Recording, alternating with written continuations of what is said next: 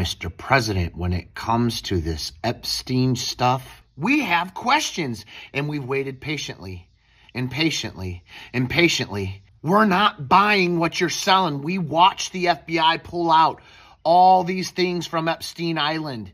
We know that Ghislaine Maxwell's in prison right now for trafficking. You guys led us along in this administration all these years talking about Epstein, including yourself. How could you say this today in your press conference, sir? With much due respect, as a person that went to January 6th to defend the country and the stolen election that was taken from you, sir, how can you sit there and say this? Are you still talking about Jeffrey Epstein? This guy's been talked about for years. Dude, you've been bragging about acing your cognitive test every chance you get for years. You haven't stopped whining about losing the 2020 election for the past 5 years. You're asking, we have Texas, we have this, we have all of the things. And are people still talking about this guy, this creep? That is unbelievable. Unbelievable? You know what's actually unbelievable? Donald Trump acting like we should all move on from Epstein after he promised to declassify said files. Would you declassify the 9/11 files? Yeah. Would you declassify JFK files? Yeah. I did a lot of it. Would you declassify the Epstein files? Yeah, I would. All right. I guess I would. Trump's answer was a huge red flag for anyone paying attention. Look how quickly he answered 9/11, JFK, instant yes. Epstein, well, I think that less so because, you don't know. You don't want to affect people's lives if it's phony stuff in there because there's a lot of phony stuff with that whole world.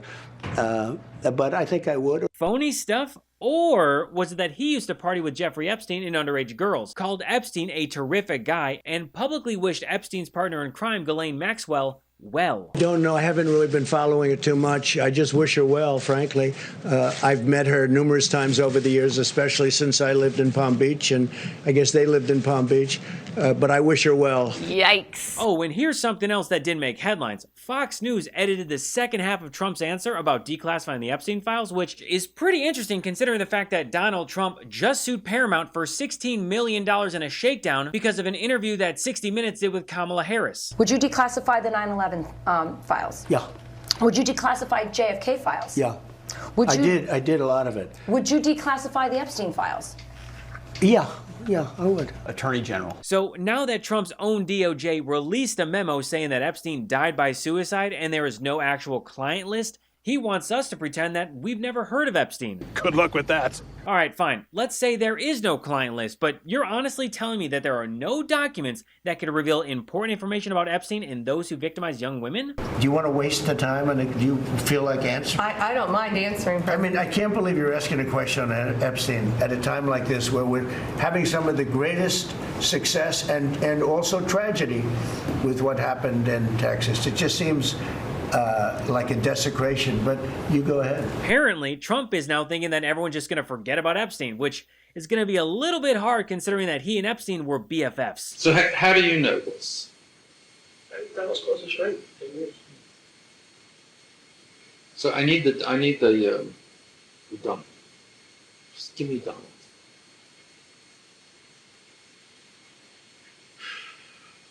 First, it's fun. So you probably know he had a scalp reduction because he had the same male pattern movement that we all have. He had his scalp moved from steroid.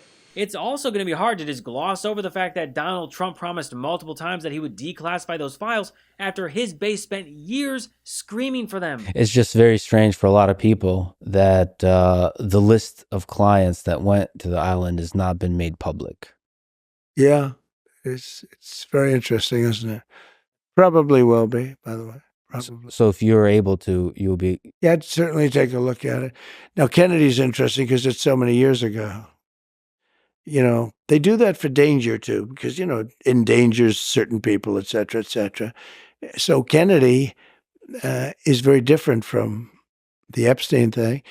But yeah, I'd be inclined to do the Epstein. I'd have no problem with it. It also doesn't make it any easier when some of the loudest people pushing Epstein conspiracy to the MAGA base were Trump's own guys, FBI Director Kash Patel and Deputy Director Dan Bongino, who spent years grifting off the idea that the truth was just around the corner. You say that the FBI has Epstein's list, they're sitting on it.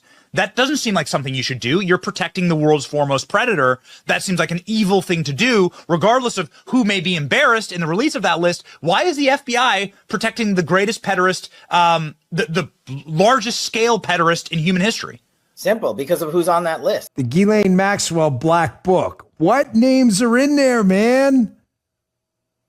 You understand how many powerful people probably want this thing to desperately go away?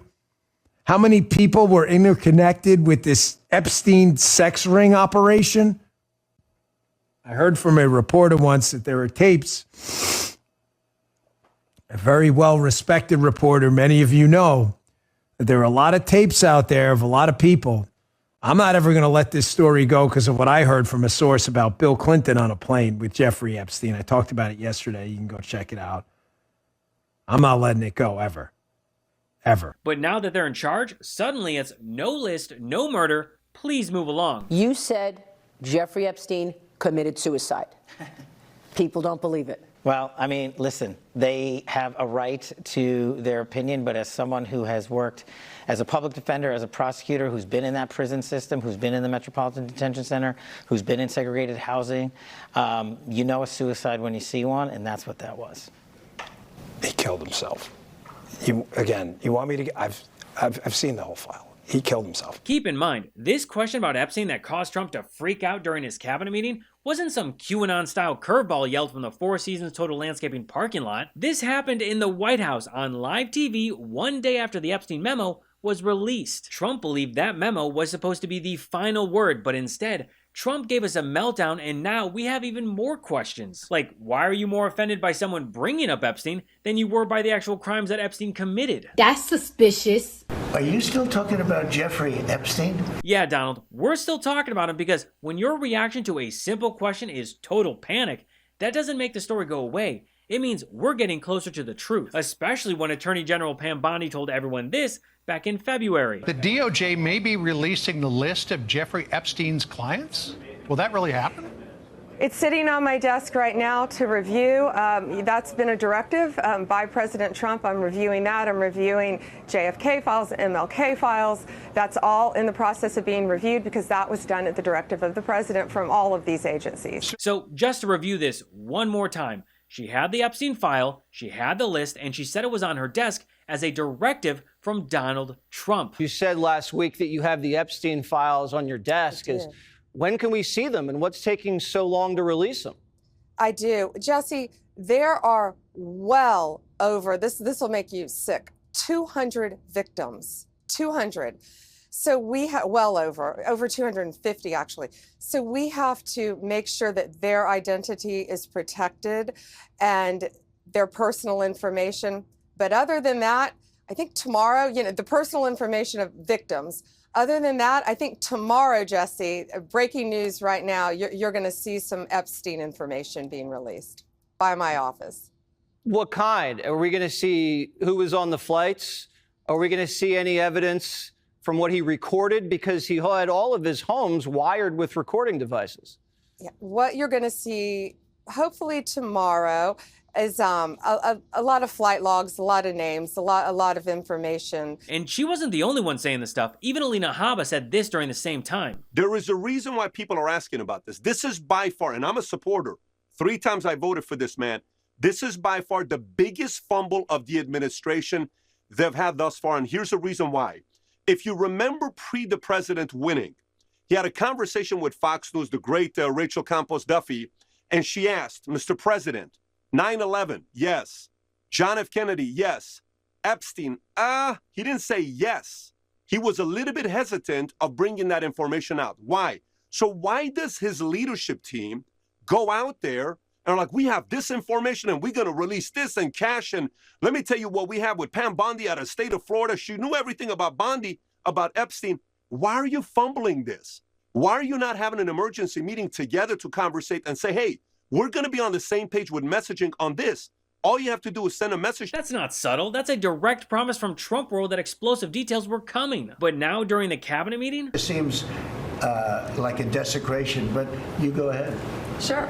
First, to back up on that, in February, I did an interview on Fox, and it's been getting a lot of attention because I said, I was asked a question about the client list, and my response was, it's sitting on my desk to be reviewed, meaning the file, along with the JFK, MLK files as well. That's what I meant by that. I just want to point something out really quickly. There's a very specific reason why Trump and Bondi always group Epstein with JFK, MLK, and RFK declassifications, because when you lump them all together, it sounds like an impressive accomplishment. Lastly, sir, we have an executive order ordering the declassification of files relating to the assassinations of President John F. Kennedy, Senator Robert F. Kennedy, and the Reverend Dr. Martin Luther King Jr. That's a big one, huh? A lot of people are waiting for this for years, for decades. Most of those files were already declassified years ago. We're re-releasing history. Yeah, history that's already public and filled with redactions. That's what phase 1 of the Epstein files turned out to be. The same documents that were already available, some with even more redactions than before. And yet, MAGA influencers ran with it, waving these binders around like they were nuclear-level drops when in reality, they got played. And sure enough, some of them are now trying to blame the Trump administration, saying that they had no idea what they were promoting. Sure, Jan. As if they weren't literally handed talking points to post online the second those files dropped. I saw y'all on the internet coming for Kash Patel saying he's day 5 and we haven't gotten the Epstein files. Well, I'm here outside the West Wing and look at what we got today.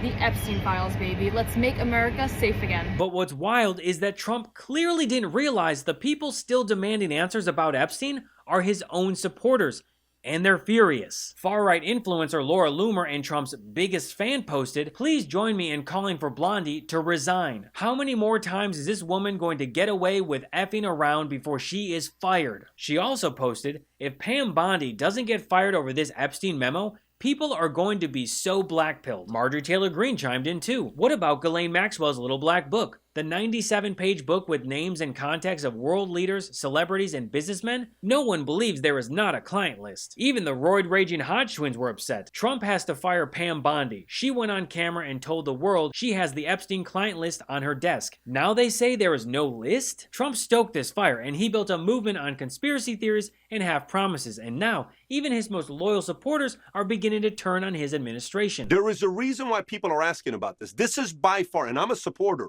3 times I voted for this man. This is by far the biggest fumble of the administration they've had thus far, and here's the reason why.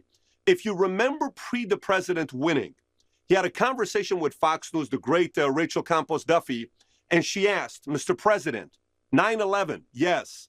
John F. Kennedy, yes. Epstein, he didn't say yes. He was a little bit hesitant of bringing that information out. Why? So why does his leadership team go out there and are like, we have this information and we're going to release this and Cash, and let me tell you what we have with Pam Bondi out of the state of Florida. She knew everything about Bondi, about Epstein. Why are you fumbling this?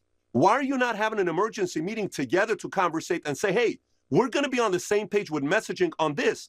All you have to do is send a message to everybody, say, God, let's have a conference call. Here's what we're going to be saying about this, because this was a very important issue to not 80% of the voters that voted for President Trump, but I think 20% of the voters wanted to know what's going to happen with Epstein, and it's a big letdown. I think this was the biggest fumble when it came down to Epstein, and the more they answer like that, the more attention you're going to draw to. People are going to ask, why are they so nervous about this? What do you know that the rest of us don't know? If it's just the fact that you want to hold people blackmail, is that the relation between everything? Everyone's read the stories. It's not like we don't know what it is. It's not like the only thing people watch nowadays is Fox.